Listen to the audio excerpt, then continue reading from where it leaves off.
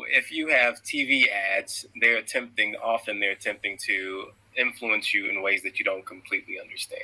Right. So I do take your point that the sophistication in advertising has increased because of the ability to target.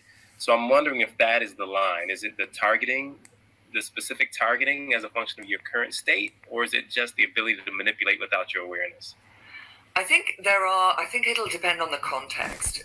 Is the sort of legal answer, I suppose. We'll see on a case by case basis, but I think absolutely this ability to identify psychological vulnerabilities and use them to target people and exploit those vulnerabilities in real time is what I think is very different now in the digital sphere compared to historical examples of advertising. But particularly in the advertising industry, there are big questions of, well, where is this line?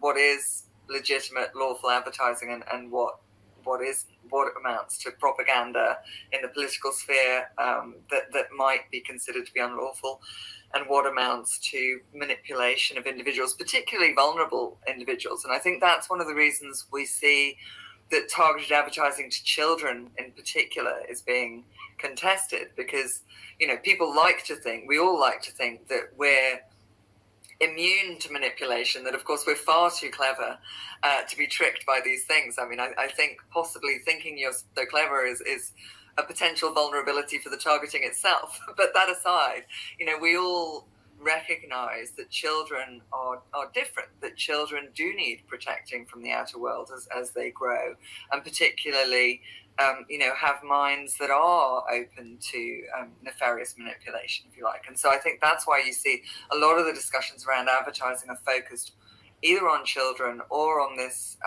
political side of the equation. And going back, I think, to the emotional recognition technology or the facial recognition technology, one of the areas I think is really dangerous in this space is researchers who are claiming that they can tell your political opinions based on a photograph. So a still photograph of any one of us, in theory, can be run through an AI and somebody can make inferences about which way we vote. And if you think about that sort of in a democratic context, what that then means for you potentially being singled out, made to jump through extra hoops to get to the voting booth because your face looks like you're going to vote the wrong way. I think that raises really, really big questions again, going back to the facial recognition issues. So